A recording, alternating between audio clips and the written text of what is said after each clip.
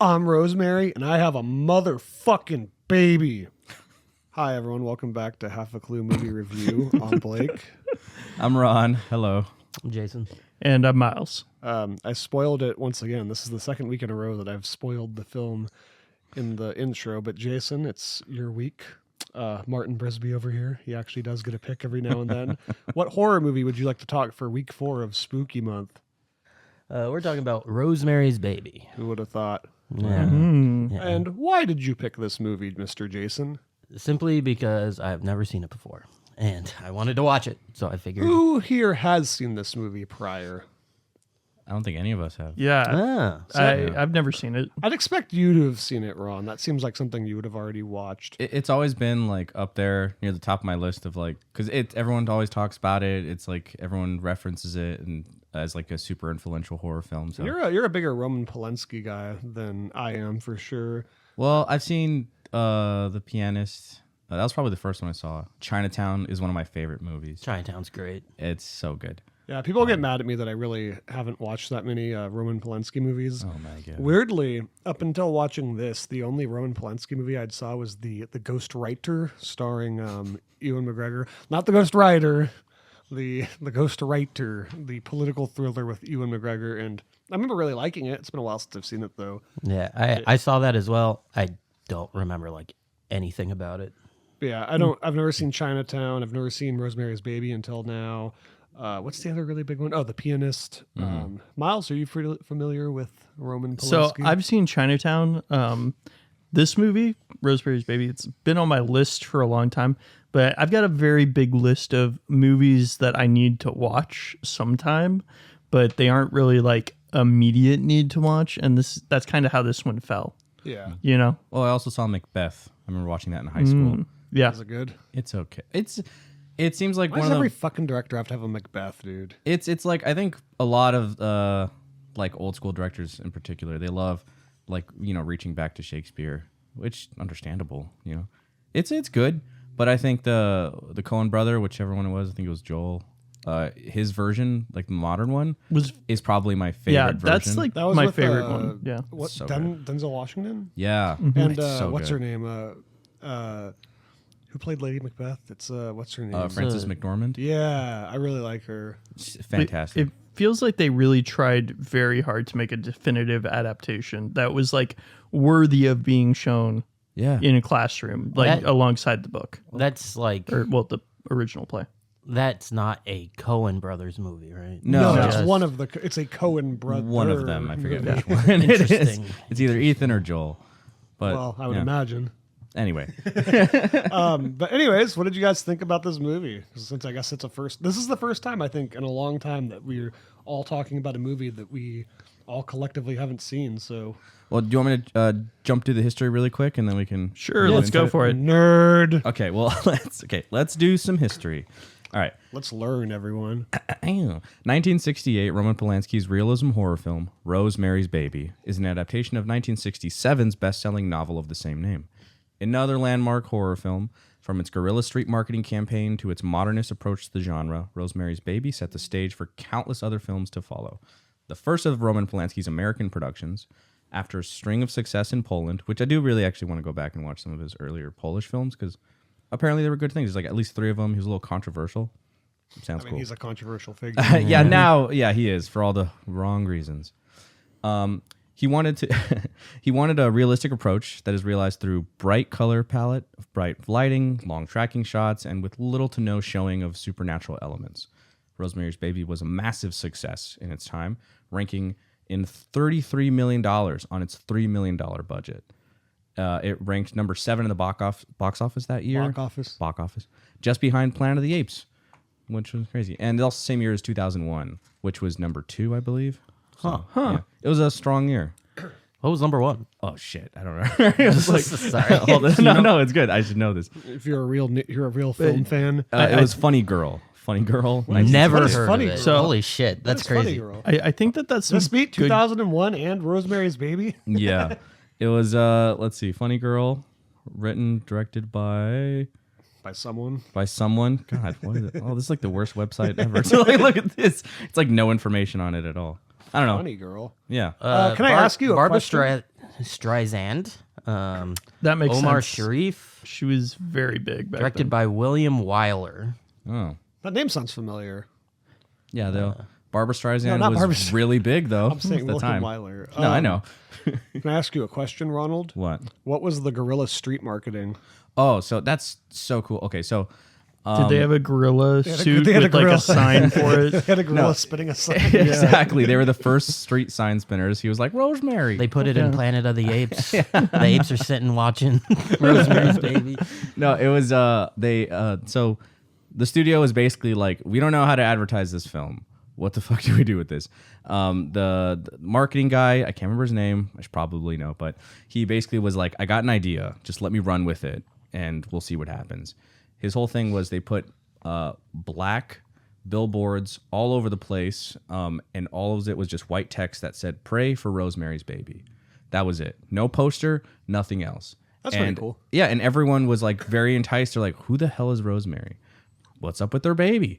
And then eventually they, they released like the teasers and the trailers, and it was like, oh shit! But it caused like a real spread, word of mouth, and everything. And it was really one of the first advertisement campaigns to do something like that, which was pretty bold and modern for the time.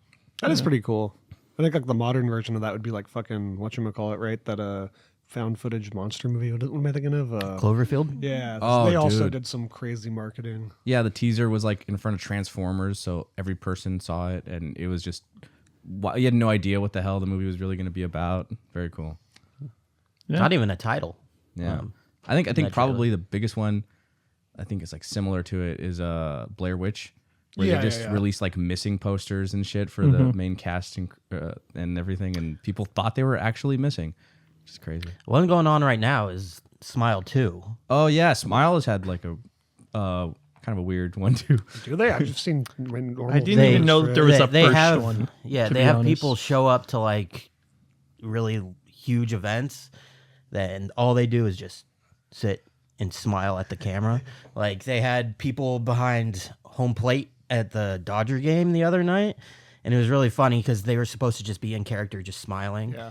And then like a foul ball like comes straight back at one of them, and he like completely like fucking dodges out of the way, completely runs out of character. It's funny.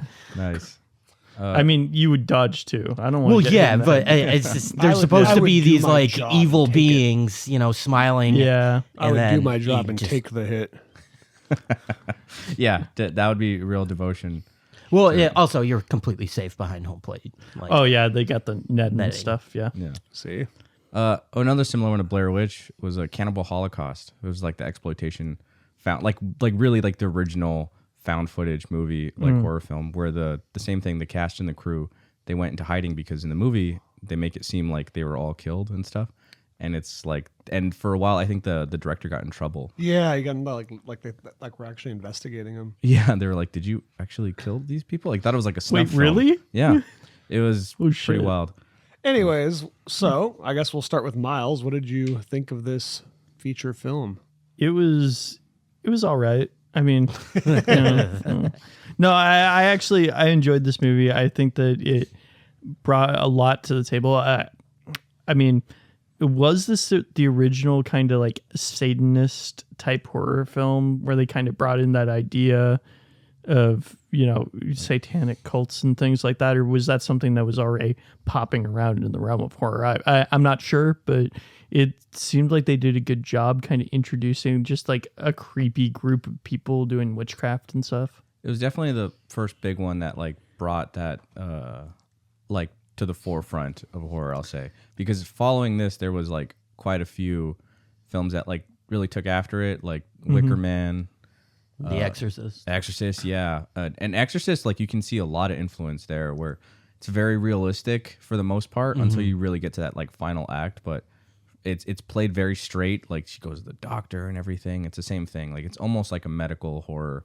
at the same Yeah, time, which like parts of it. this one has like a lot of that. Yeah, now that you mention it, there actually are a lot of similarities with The Exorcist in this. Yeah. And one good thing is like, at least in modern day New York, I could totally see there just being an apartment building full of like witchcraft practicing cultists. Like it's just, yeah, it could happen. Well, I mean, there are plenty of secret societies that really exist, not to be Yeah. like conspiracy theories, but they have like their own like old practices and stuff that they stick with, and that's a thing that's around. And then people have always speculated that there's some form of whether they witchy and satanic or whatever, and it's like I don't know. Probably just a bunch of boring old rich people. This movie did also come out at the time when the satanic craze was really actually starting to take off, like in the early 60s. I forget his name, but some dude like started up the Church of Satan or whatever, and it caused people to freak out. Like, I don't think it was necessarily he was. I don't know. I can't really speak for the history of that, but I know that it was a part of it was like it caused a bit of a scare. It wasn't like as bad as like the 80s like satanic panic, but like it was close where people were like, oh my god, like the end is near. And the 60s were a wild time. There was a lot of upheaval, social norms and stuff, which I like that this movie addresses a lot of it, like the original like gender roles, the like the patriarchy, and like even medicine at the time, and how a lot of times it was like they would just ignore women a lot. I don't know. Yeah, That's a huge part of the movie, right? Like nobody believes her. Nobody will listen to her. She's just like has no agency in her own life. It's kind of just a horror movie about having no agency in a way. Yeah, it really is. And I mean, everybody in this film was kind of just like a piece of crap towards Except for the her. husband, he was super nice. yeah. What a guy. His name was Guy. What a guy. Yeah. Guy. Guy Interesting. Man. Guy. Dr. Man. Yeah. If this was written by Nolan, his name would have been Guy Man. Dr. Guy. Doctor represents Guy. And another thing to mention, the main villain or the leader villain, his name is Roman. Yes. Yeah. I mean, that's just a carryover from the book. Okay. I guess it could have. I would imagine so. Maybe. Maybe he changed the name. I don't know. I haven't read the book. You know what they say about men in Rome, right? Yeah. You can't stop thinking about it. Be the man you want to see in the world, right? Yeah. Sorry, that was a bad joke about No. Roman Polanski. I mean, there's a lot of stuff I do like. Again, like there's tons of social commentary going on, like especially living in like modern society at the time, like city living is a big part of it. Like the neighbors, you're like really just a bunch of people are just kind of squished together. Like in a suburban area, you have like a bit more room to like kind of get away from your neighbors. But here it's like, nope, they're right next door. You can literally hear them through the walls. I like a lot of the sound design where you're always hearing neighbors and just tons of shit going on. It's like, damn, did they live at our old apartment complex? Like, it sounds just like it. You hear satanic chanting all the time. You're satanic chanting all the time next door. Like, what is going on? Let's do the satanic chanting before 10 p.m. Okay, Baby. guys. You're right up to the HOA. I'm going to call the HOA about the Satan. Yeah, I like it. It was for like a really naturalistic look too, with like all the colors and everything. It's just a very good looking movie. It's very like appealing to the eyes. Most of it is like it like I think people say it now. Well, we can get to like more modern influences later, but yeah, I think we should do an entire segment on that in a bit. But there's like the daytime horror setting where most of it is set in the day. Their apartment is like very bright tones, like it's painted white. She's wearing yellows and light blues. Like it's a very bright looking film. It doesn't have a lot of the like the classic things you associate with the horror film, which at the time was like a really big deal. Like now we kind of see it a lot more often. Yeah, we'll get into that. But like back then it was like, no, it's supposed to be like, we still had the German expressionist stuff like we were talking about before, the dark, lightning, like raining, and like gothic horror stuff, which I love. But this like was I'm assuming at the time very refreshing take on the genre. Takes place in an apartment. Yeah, in like a big city. It's like an upper class spot too, where it's supposed to be safe and nice, not like a dingy, weird, abandoned like warehouse or something like most horror films take place. Yeah, and And the villains are two very friendly old people. They're so fucking annoying. I hate they're them the so most much. annoying people on the planet. Every time the fucking old lady comes like into a scene, I'm like, oh god damn it, go away. Yeah. Like I'm annoyed for Rosemary. I'm like, fuck, leave me alone. Yeah. Yeah, just a little bit too nosy there. Like That couple like kills it. They're both so yeah, good. Like the acting's people. Amazing. Name a place and I've been there. I love that just how intrusive they feel every time you see them. Like that first dinner scene when they're over, I just remember being like, oh, I just already know some nefarious shit is going down. Like they're so Great performance from both of them. Oops, I filled the glasses up too much. Drink. I like that. Well, it's a commentary too on like the societal pressures to like you got to be friendly, you have to be nice, you have to be accepting. Like someone offers you something, Especially to your elders. yes, You know? yeah.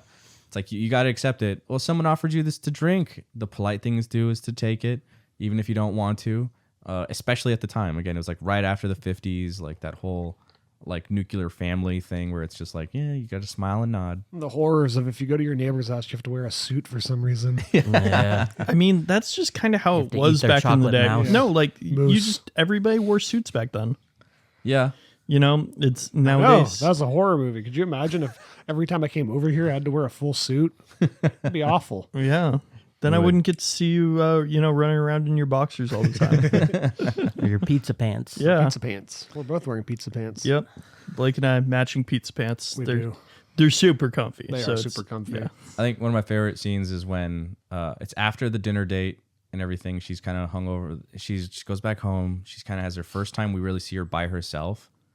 She's like, she puts on the record, has the soft lighting. She's sitting down to read a book. She's like, okay, like, let me wind down. And then bump, bump, bump, bump. Like, oh, shit, they're there. And they just like, oh, hey, here's my friend. She's just in here. Mind if we come in? She's like, I guess. And then they just make their selves at home. She's like crocheting the other ladies.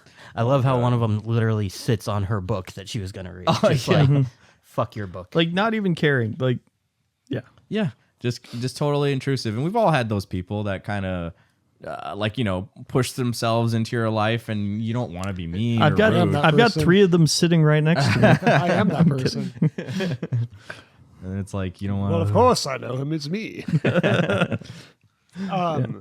Yeah. Who's that actress who plays the older woman? Do you know, Ron? She plays Minnie. She's so fucking good. She's fantastic.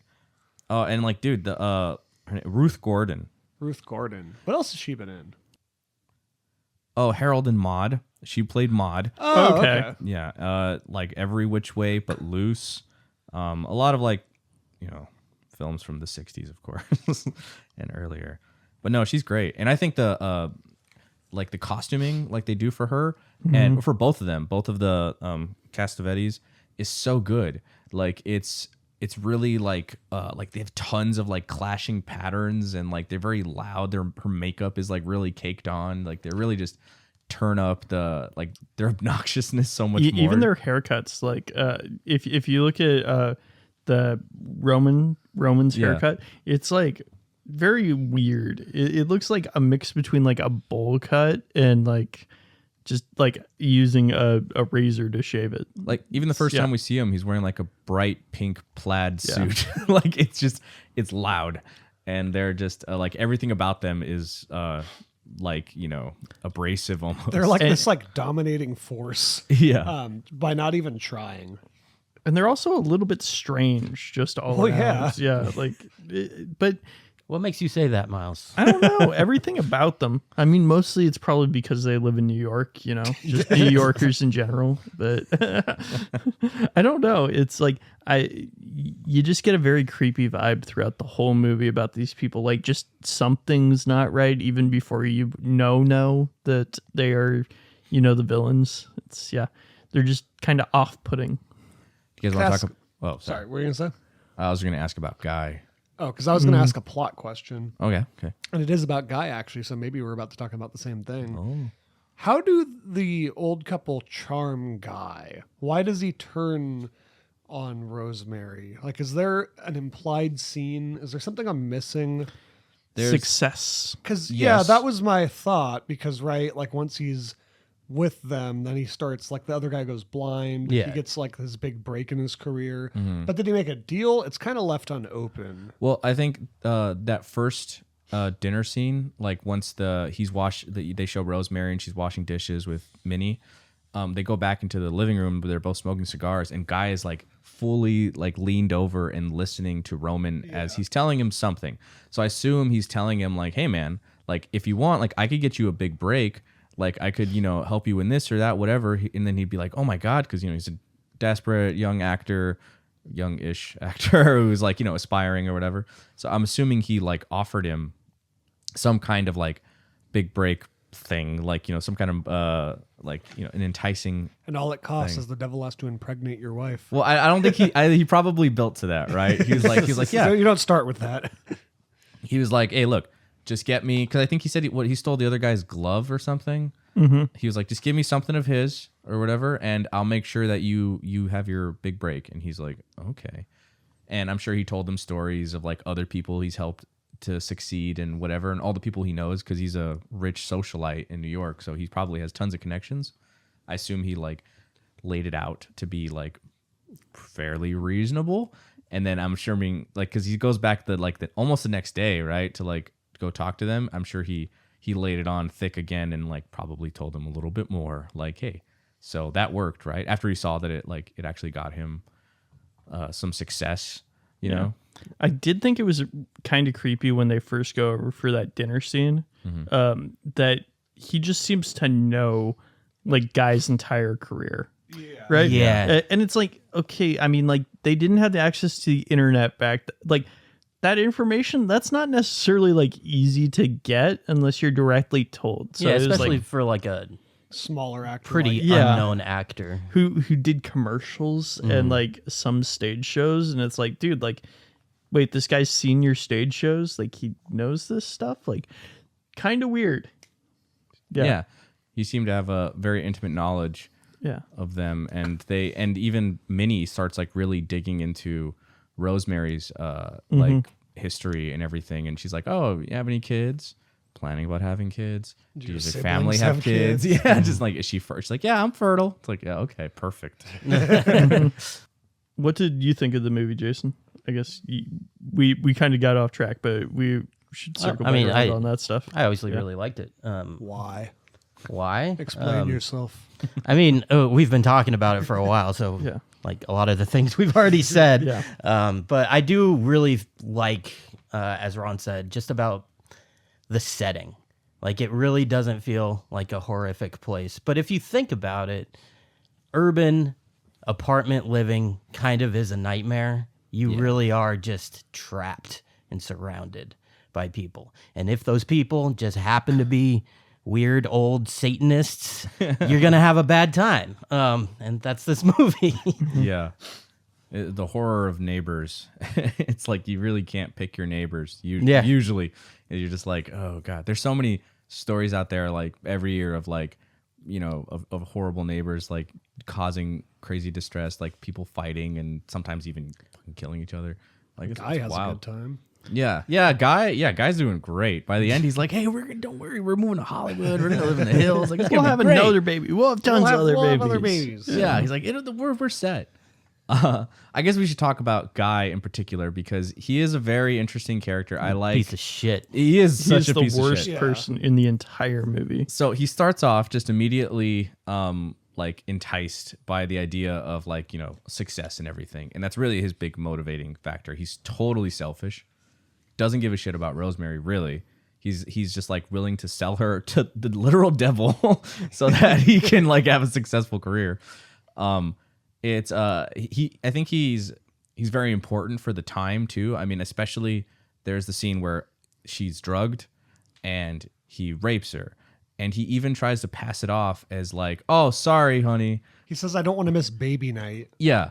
Like, he's like, yeah, my bad. I just decided to do it. And you hear Rosemary's like fear where she's like, you did it while I was like asleep? Or... And There's nothing she can do about it. He literally says it was kind of freaky and like a necrophilia way or something. Yeah, that was so fucking what weird. The fuck, dude? Yeah.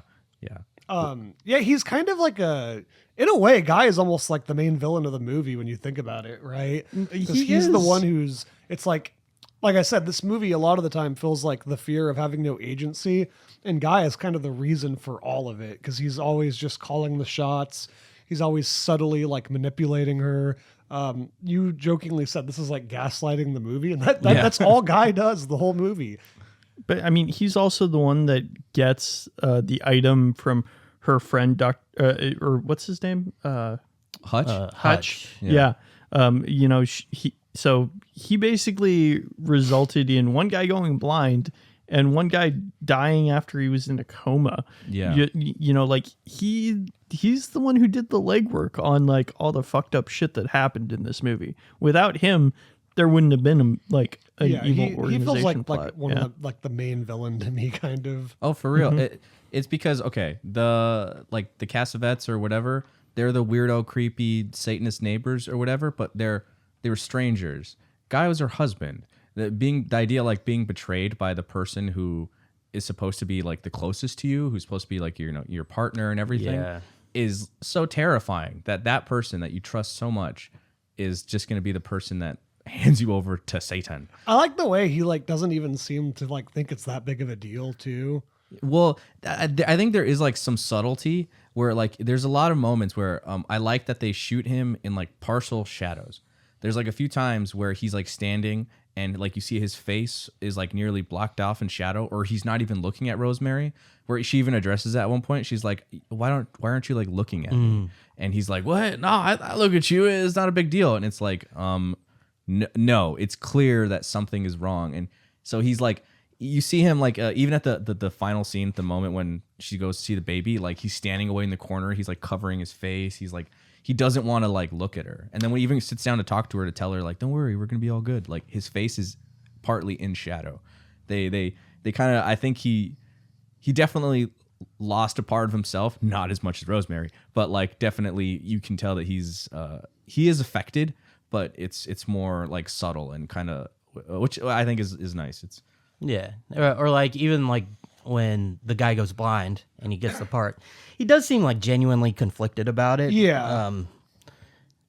Because like he's basically just stole that guy's part and ruined his entire fucking life. yeah.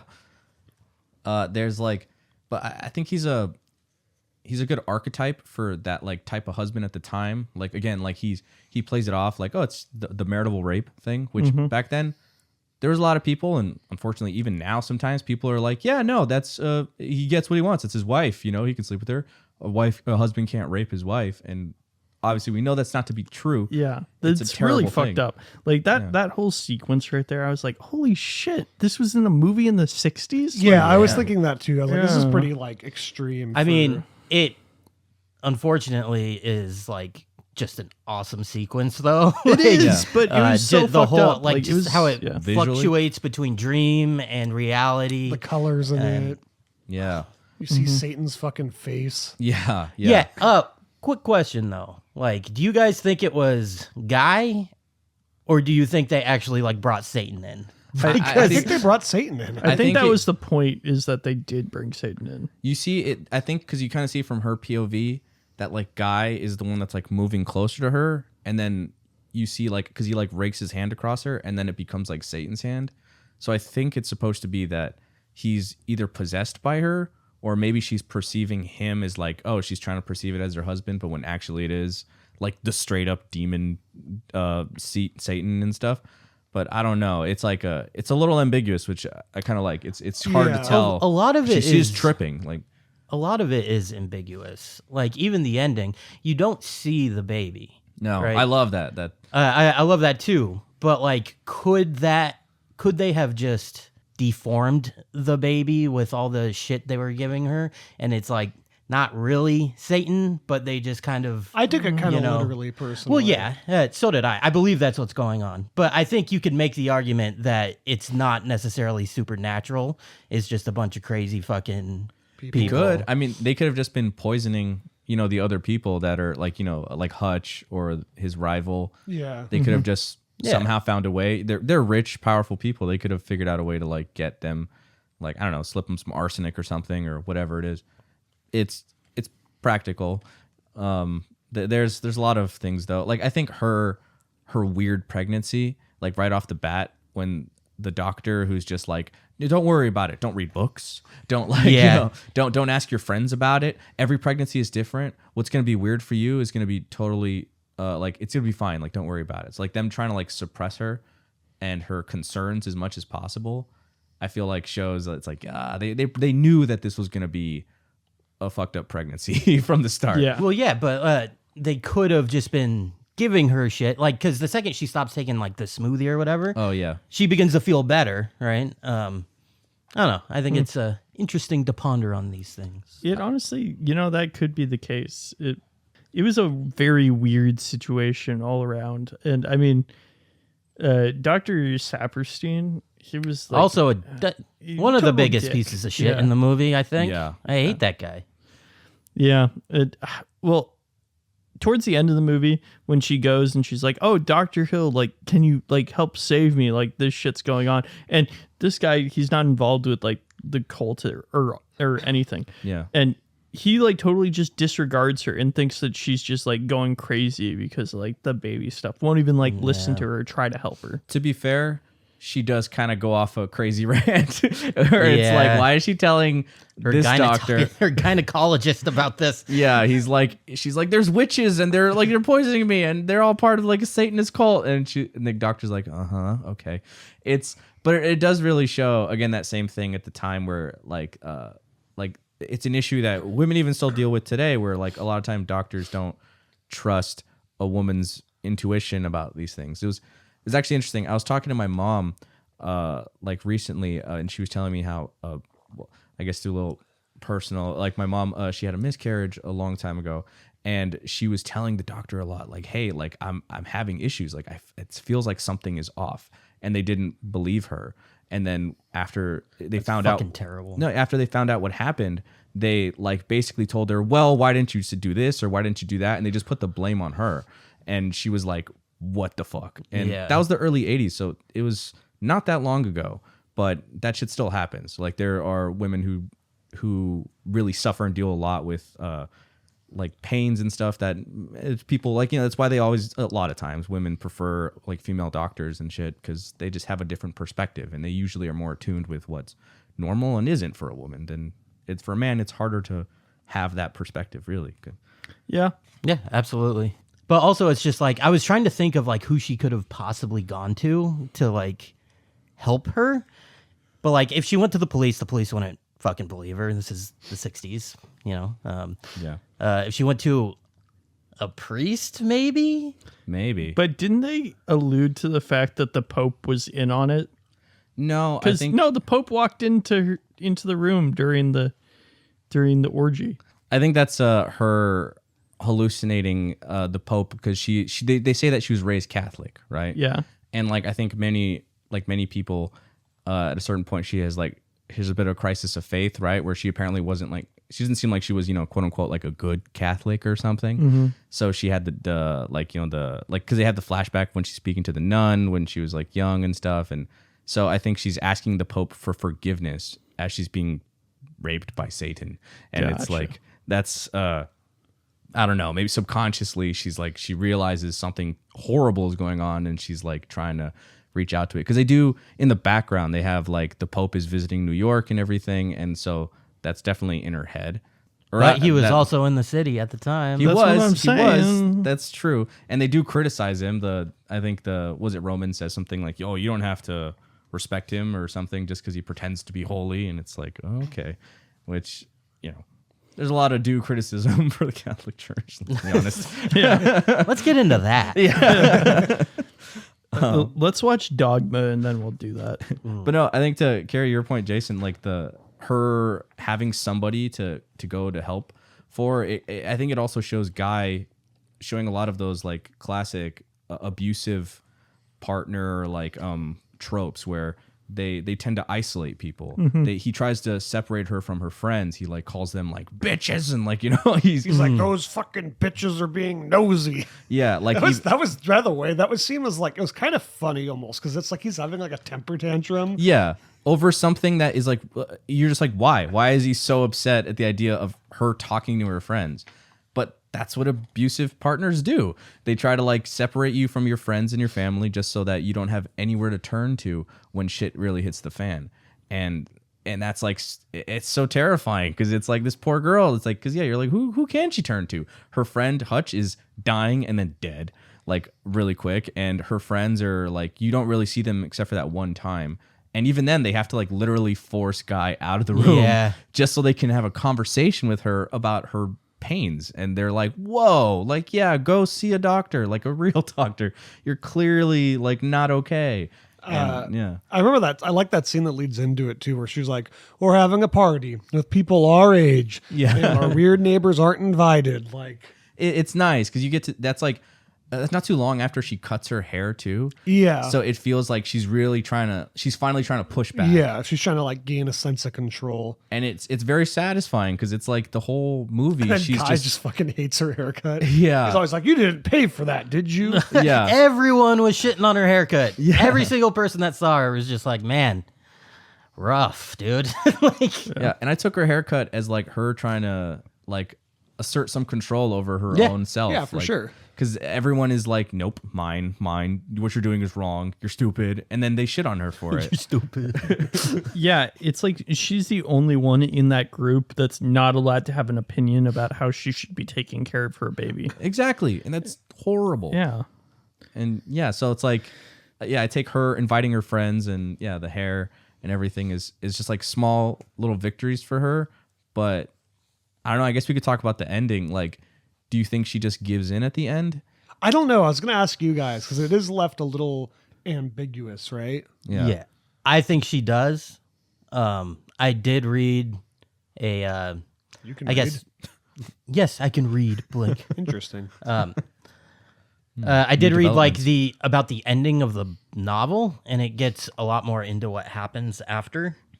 And she does. She chooses to stay with the baby and try to raise it to be as good as she possibly can. She also like gets in contact with the Vatican so that they could, give them updates about what the fuck's going on. But the movie does leave it ambiguous, which I kind of like as well. But I think like just given the way she looks at it, the way she smiles, I think she probably stayed with it. I was half expecting her to just like cut Yeah, it me with, too. and So kill was it with I. the knife. I thought she was going to, she was walking over with the knife. She was going to be like, oh, fuck. And then like stab it or something. And then they would kill her or worse or something.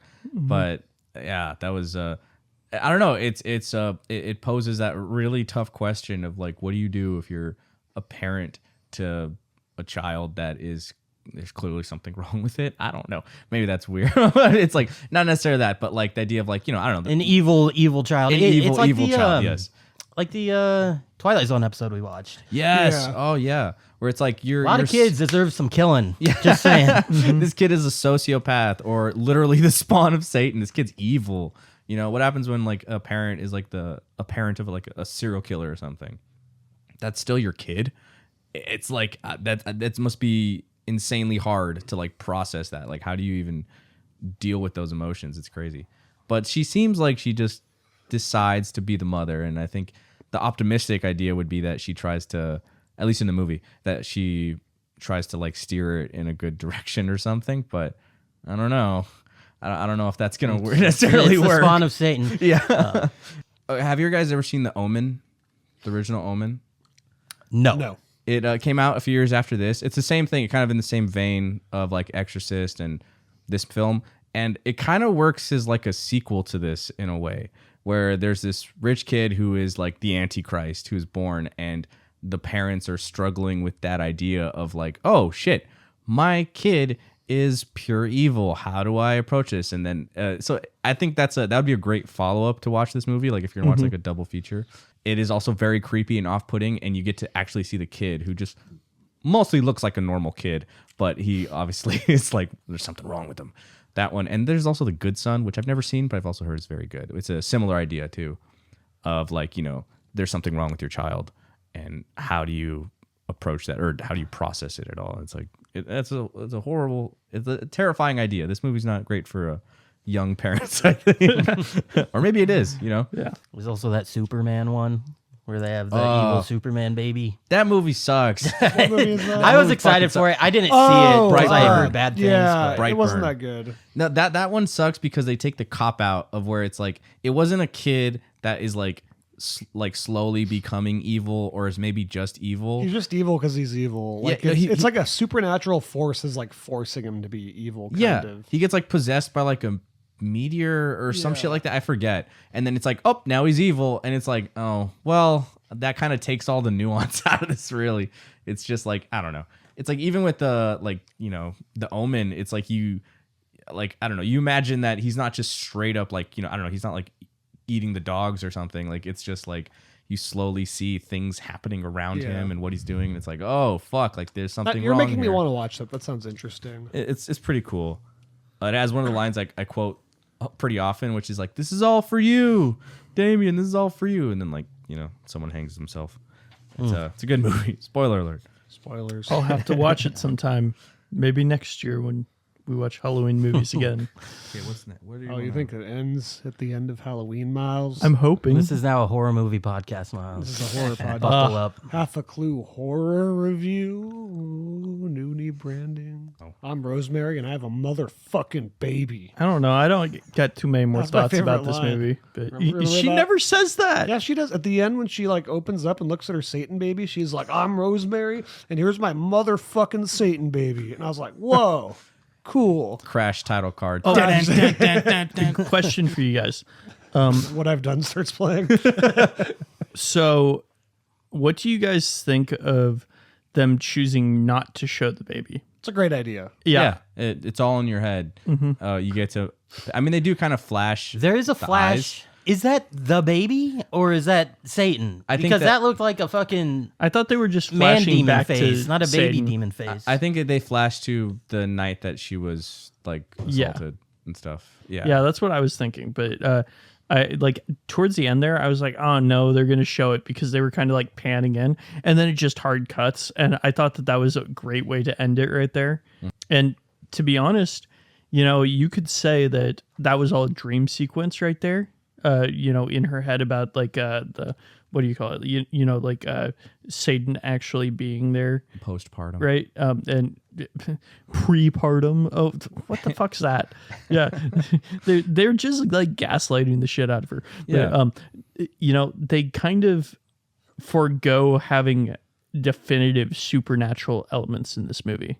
Right. Yeah. And it does leave it up to the interpretation. Like, hey, is it actually just a normal baby? It had me thinking about or did they deform her with like the Yeah. tannet root or whatever? Deform the baby. And the weird milkshakes. It does leave it a little open, which is really cool. I think that's exactly what this movie needed, especially because like really the whole movie is like you just see it from Rosemary's perspective. You're following her the whole time. You're only in the same room that she's in pretty much. And like, there's like certain POVs and whatever, but it's all really focuses on her. So in her limited information and her, like obscured like perception too, like when she's drugged, of course. And then even at the end sequence, like, it's like even then, well, at that time they actually show the restraint of not showing you what she's seeing. So yeah, it does leave it more open, but yeah, you are going through her thing. Like you could argue like, yeah, maybe she is just having like a mental breakdown or something. I mean, like the postpartum thing or some kind of hallucination or something, I guess, but I don't know. I feel like there's a lot also that feels like it's like, no, she probably is. It probably is a demon baby. I took it pretty literally, like Yeah. what they present. But either way, like I also think it is a demon baby. But either way, like even if there is no supernatural shit going on, it's still a fucking horrifying concept Yeah. of Oh, these yeah. people like Meddling in her life. yeah, it's yeah. his father's eyes. I mean, what's that saying? Like, us or we are the real monsters or something like that. Like, we are the yeah. Walking Dead. not that one. But Another Twilight Zone episode. What is it? Monsters on Maple Street. You ever watch that one? Oh, that's a great one. Which It's one is that fantastic. one? It's the one where there's a small like street on Maple Street, and they basically just start like turning off everyone's power, and then they just subtly start like fucking with the people's power and stuff, and then people start accusing people, and eventually it leads to like a riot, and everyone fucking kills each other. And all it takes is just like a little bit of fuckery before everyone starts like accusing each other of shit and like turning on each other, like because people can be very animalistic, especially in groups. They they have the herd mentality and shit. And it's a terrifying idea. And it's a lot of what like George Romero talks about too, like the group think and everything and zombies and it's like any good horror film. There's a good level of like social commentary that's hidden in there. This one is a little bit more. It's just a little thick with it, but it totally works. I think. yeah, Yeah, I would absolutely. agree. Yeah. Anybody else got things that they want to talk about? I would definitely want to talk about obviously it's been influential for a long time, like we were talking about Exorcist, Omen, The Omen? Yeah, The Omen, Omen. Wicker But Man. I did want to talk about specifically, I feel like a lot of modern day horror feels very directly influenced. A lot of like Ari Aster, Jordan Peele. Mother. That's Yeah. like a Aronofsky. yeah. Well, I mean, he's not Aronofsky isn't like a straight horror director, but he's done it a couple times. Like Mother, especially, like feels very much heavily inspired. I didn't see Mother, but I feel like Hereditary is like it pays Yeah, a like lot the- of homage the- to the- Rosemary's Baby. Your seemingly normal neighbors being Satanists and shit. Yeah, a bunch of naked old people in your house. The worst. I hate when that happens, but Which that was also funny when they strutted out of the closet and they like snuck past Yeah, her, they were, like, just sneaking around the house. just so that they could come back from like the direction that the door was in, so that she wouldn't find out that there was a passageway in the closet. oh shit, I never thought about that. That's I just didn't. I don't know. I just thought they were just being sneaky. Oh. But that makes total sense. Yeah. Like why they would not want her to figure that out. No, but yes, no. I think a lot of like there's a resurgence lately with like elevated horror. I fucking hate that. Yeah, shit, I don't by like the that way. It is, but it's a thing where people try to categorize it. It's a dumb thing. It's just but a horror movie that's good. Like, Yeah. if using that term, if Nosferatu is like the granddaddy of horror, I feel like this is like the daddy of like elevated, quote unquote, elevated horror, right? Yeah. The more psychological aspects, the more realism. mixed with like that like goes batshit insane, like in the third act. Like that's Hereditary, right? Yeah. Like the first two acts are much more grounded of Hereditary. It's about like grief. It's about like family dynamics, and then like the third act becomes like holy fucking shit. Yeah, Robert Eggers is the witch. Like the Yeah, whole Same thing. Very Yeah. psychological until it's not. Yeah, the whole time it's like, is it in their head? How much of it is real? Is like are they actually being cursed or whatever? And then by the end then a goat you see turns the- into Satan. I mean, okay, Yeah. you can say the same thing about Paranormal Activity, though. What? No. No. Oh no, you just said like most of the movie. It's like, is it all in their head? Because you can't really tell. They like really kind of disguise it pretty well. Have you throughout seen the film. Paranormal Activity? Yeah, until the very end. No, literally, you And I- see the door slamming shut on its own, and like It could have been the wind. they I get think- bite marks, and you see the girl get dragged off down the hallway by nothing. She movies slipped suck, and by the fell. way. And I think it's more about the intentions of the filmmaker. Like when you're going to see Paranormal Activity, you Yeah. fucking know that there's a ghost in the house. I mean, I guess you could say the same thing about like Hereditary, but it's just played. They leave those little questions in your mind, like, is this real? Yeah. Is this not? Paranormal Activity is just like, yeah, It's an awful It's a ghost. film. It's It's a an I ghost. don't. awful I don't film. like those movies Yeah. very much. I'm a fan of the first Paranormal Activity. I remember liking the third one. I remember. Okay, so I think that's definitely of its time too, because I watched Paranormal Activity when I was like in middle school. I want to say, Yeah. and it fucking terrified me. It really scared the crap out of me as a kid. It was really effective for the time. Yeah, and then there was kind of like diminishing returns for each movie until Yeah, they made just like become- 7 of them, right? Yeah, then they became complete garbage. Like the third one is the last one you could say was like I liked. I okay. remember liking the third one, but I watched it in That was high a school.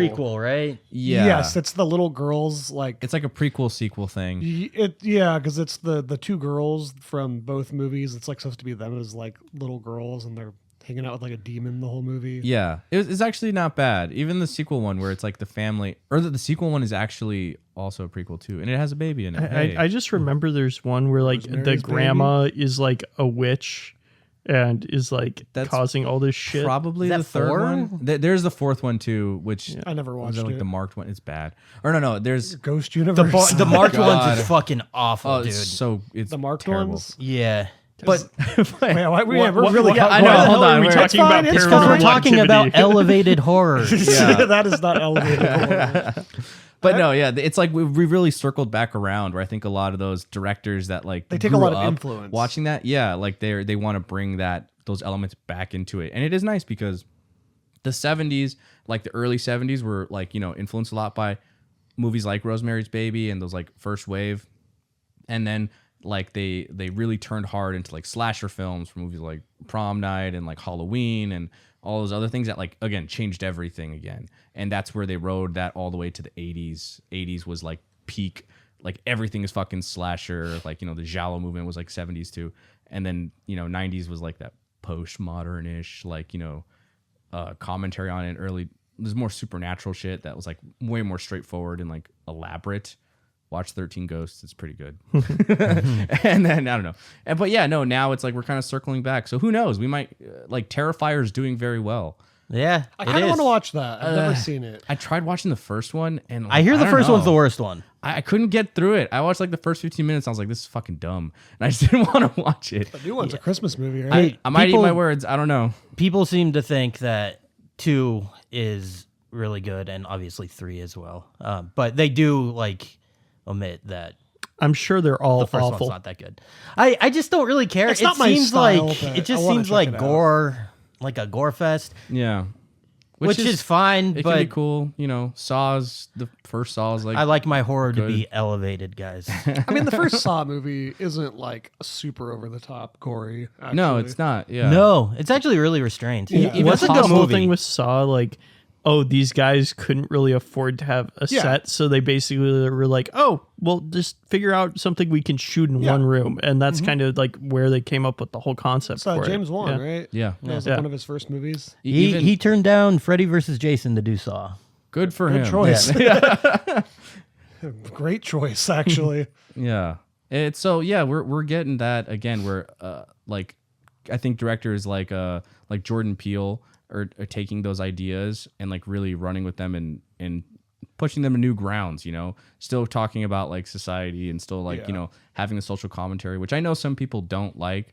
It's definitely about the execution. And I think so far he's done a pretty solid execution for all 3 of his movies. I've yet to see Nope, but I want to. haven't seen It's Us. good. It's good. Us is good. We were watching Evolution, and I was like, by the end, I was like, this kind of reminds me of Nope. But yeah, it's good. Yeah, I don't know. It's very interesting. I'm really excited to see where like the horror genre is going to continue to evolve to, because I think it's always cool seeing where like, you know, where we've come from and how we've like reached this point. And it's like they say like all the same stories are written the same, or they say like there's only like 7 stories or something, which is kind of true, but also kind of dumb as hell, because there's like, you know, like there's infinite amount of stories that can be told. But It's Yeah. It's like they say, there's only 3 cocktails, right? Yeah. There's only 3 cocktails, and everything is a form of that. There's only 5 songs. Yeah. Every art, for some reason, they always say shit like that. Like, oh, there's only this and that. it's like, Maybe yeah, it's true. It is, but it is also super reductive of just like, okay, sure, let's strip away the nuance, really. Yeah. But I think that's where it really comes in, right? That's like where you take the nuance and the like the idea of whatever director is trying to say in a film, and you know, and using that medium to really show it. I don't know. So- I'm excited. So we were just talking about elevated horror. So I'm just excited for when we have like sunken horror, like the opposite of elevated horror. Just That's probably Terrifier. yeah, It's Freddy versus Jason. yeah. That's Yeah. And Halloween ends. I mean, the thing Fuck is, you. get a Shudder subscription and you can watch all the trash horror you want. Halloween Yes. Ends slaps. There's tons, always tons of like of trashy versions of every genre, but horror in particular usually takes a cake for like probably sheer quantity. Because wouldn't- everyone's like, yeah, I'll just slap people, you know, slap something together. Some person gets hacked to bits, and yeah, it's a movie, and it's like, nah. Speaking of Shudder, you refused to watch that movie Death Jacuzzi with me. I did. Death You don't remember? Jacuzzi. I fucking wonder why, dude. I was like, let's watch, or like Death Spa, Death Jacuzzi, or something like that. It was on Shudder, and I was like, Jason, we have to watch this, and you were like, no. You absolutely refused. You're like, we're not doing that. I've never heard of Death Jacuzzi. I think it might be Death Spa. Okay, I've never heard of that either. But yeah, But it's called Death Spa. a very weird sounding movie. And then like what was that weird one? The Boogans that we watched like a year okay. ago. Boogans. Yeah. That's I liked schlock. it. It was Yeah.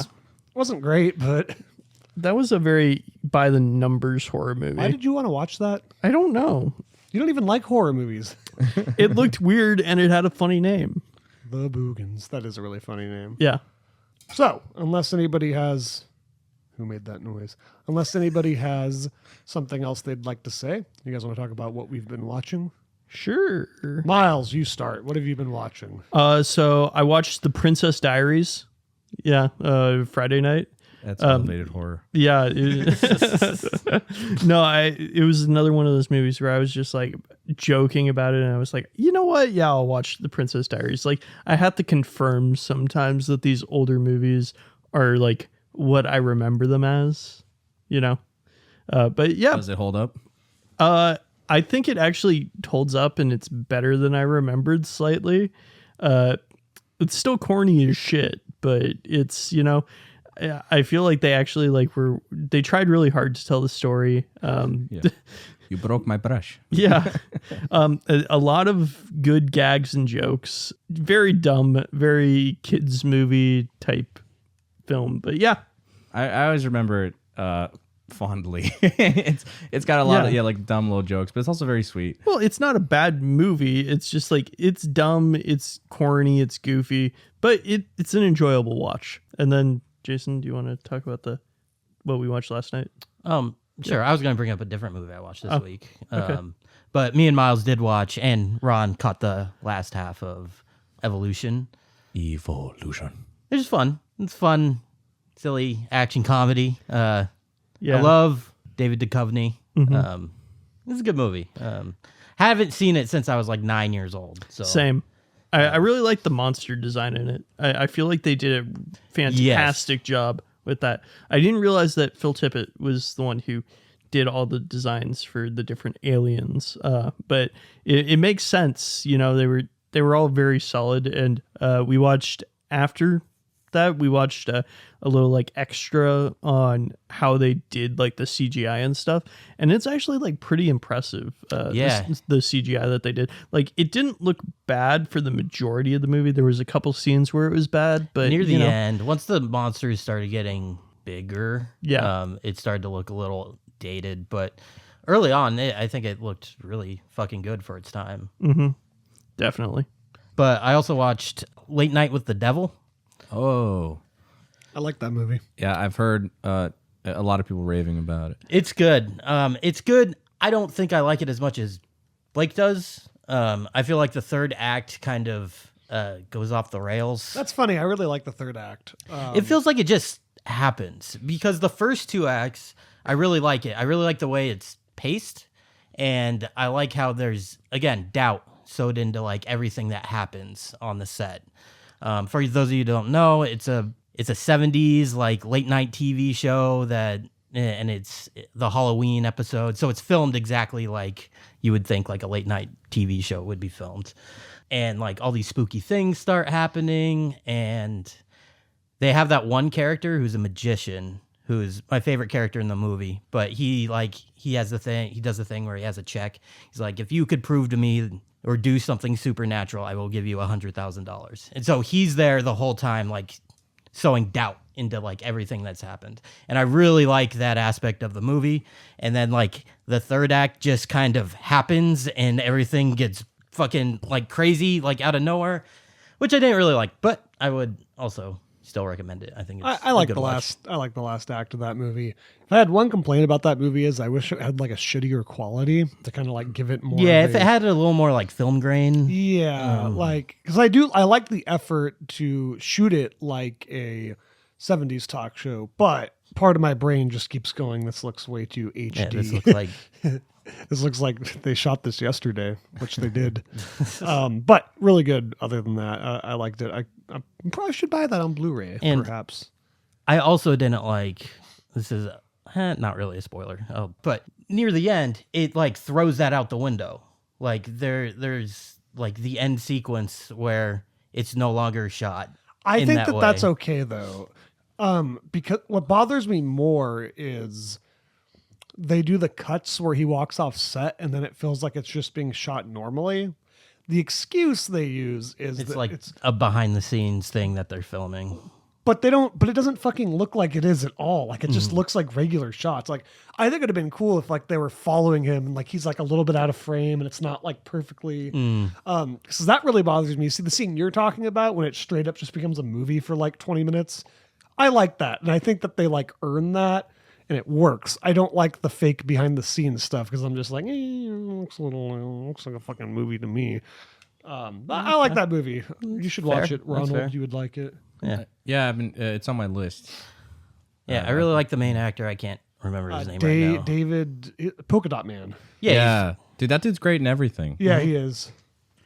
So I was watching, I kind of dove back into some classic horror stuff after our Nosferatu episode. So I watched Dracula and Frankenstein. Frankenstein is definitely the better movie. I think it holds up much better than Dracula. I watched the version without the score, and I'm not gonna lie, I was getting a little bored. There's like certain parts where I'm like, man, this is kind of slow. But like Frankenstein has like some pretty solid pacing like throughout the movie, where it always kind of feels like something's really approaching, something's happening, and then the end sequence where he gets chased to the mill and everything. It's done very well. I did order the 4K version of Dracula, which there's a version that has Philip Glass's like a score that he made for it with the Kronos Quartet that I am very interested in, because I've listened to that soundtrack just like on its own, and I'm like, ooh, I feel like it would add so much more like atmosphere and tension to the film, because there is a lot. Like Bela Lugosi's performance is so good as Dracula. Like he's really easily the best part of that movie, and his like presence and everything is great, and it's shot really well and like cool. Like feels like the atypical like classic gothic horror, like the castle and a lot of the set design. There's like little subtle like smoke effects and shit that like I loved it. But yeah, it was definitely missing something, and it just kind of shows how much like a soundtrack can really help carry a film or not in this case. But yeah, that was fun kind of going back to that. I mean, this is like a week ago now, but last week we all watched Nightmare on Elm Street 3, Dream Warriors. Fuck yeah. I Which didn't. is I you fell did, Jason asleep didn't. during it by accident. That is that's my favorite Nightmare on Elm Street movie, easy.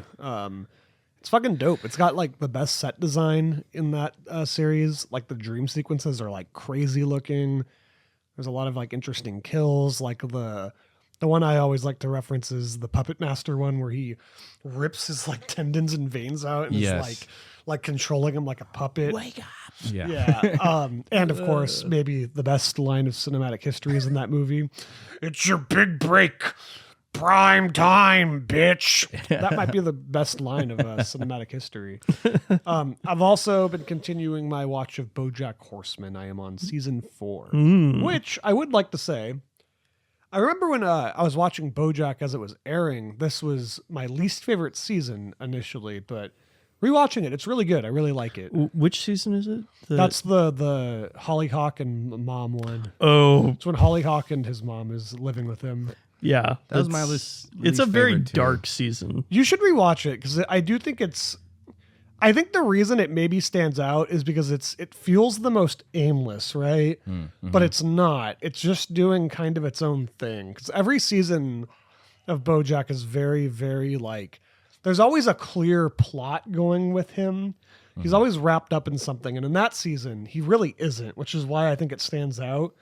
But the way I kind of have recontextualized and see it is it's about him like playing house and kind of like Pretending to be happy. in a Yeah. weird way, living like the normalest life he can, because he's got his mom and his no spoilers, he has Hollyhock there too.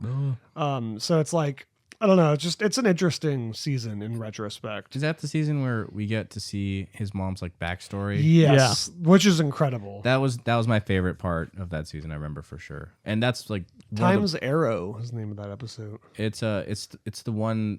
It's one of those that I think back to often. It's horrifying. It's the dementia one where you see it through like the perspective of like having dementia. Yeah, And you like see all the everything- scratched out eyes. You see all like everyone's like, they got the scratched out eyes.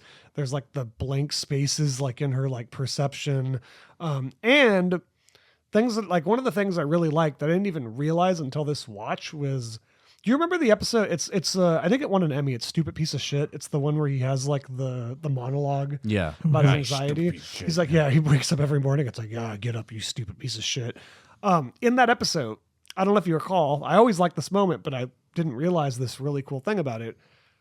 BoJack's mom is like trying to like baby the baby doll. Like she thinks it's a real baby, 'cause Yeah. she has dementia. Give me the baby. And BoJack like is just so mad at this because he's quote unquote treating this baby doll better than she ever treated him. So he throws the fucking doll over like the over the fence and she like falls out of the wheelchair and it's like, no. Part of the reason that affects her so much is because in Time's Arrow, we see that this same exact doll is the one that the dad like threw in like the furnace to burn, and she's like screaming about it. So I don't know, just, it's so like so well written. Wow. What a show, man. So well written. Good job, Raphael Bobs Waksberg, if you're listening. What a name.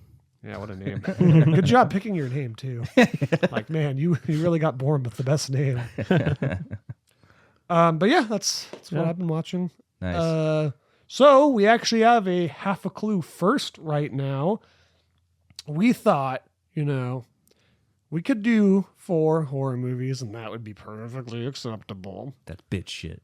Or we could also release a secret extra episode on Halloween. It's secret. Don't tell anyone. Don't tell anyone, guys. If you do, I'll kill you. And since all of us, it would be unfair for one of us to just get a pick. So we have a list of movies and we're going to roll for them. Would you like to explain this, Ronald? Sure. So our Halloween episode random roll, we're going to do, we have 6 here. We have a 6-sided die that we're going to roll. So for number 1, we have The Blob. Number 2, Slither. Suspiria. An American Werewolf in London. The Mist. And Sleepy Hollow. The OG Suspiria, right? Yeah, OG Suspiria. Dario Argento. Yeah. The OG The Mist, the OG American. Is there a new The Mist? That's crazy. There was a show actually. I think on Sci-Fi they did it, and I remember seeing the trailer and being like, "That looks so fucking dumb." Man, The Mist though, I kind of hope we land on that one. That's 10 out of I haven't 10. seen any of these fucking movies. If we watch The Mist, I really want to watch the black and white. black version. and white. I think I version. have it. I know I've already said that a few times for different things, but this one, yeah, dude, I have it. Yes, sweet. That's an awesome one. But yeah, I think we all agreed we'd be fine with any of these picks, right? Except for the one it lands on. Yeah. And now we're gonna roll for it. Ron, Blake, would you like to do? You should do the honor. I rolled dice poorly. What? How's that possible? Yeah. He would probably lose the dice like out the window or something. Just drop it. Okay. That's the point. It's supposed to be chaos. All right. Here we go. Drum rolls, please. Do we have like a drum roll sound effect on that thing somewhere? I don't know.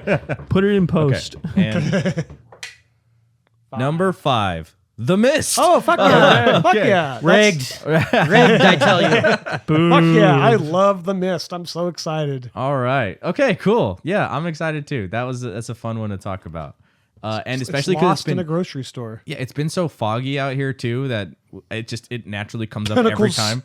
Tentacles from Planet X. I'm excited. Okay, cool. Well, thank you for listening. I guess we're talking about the motherfucking Mist, which I am super psyched for. Keep up. Watch it. So it's not the end of spooky month yet. Hooray. Exciting.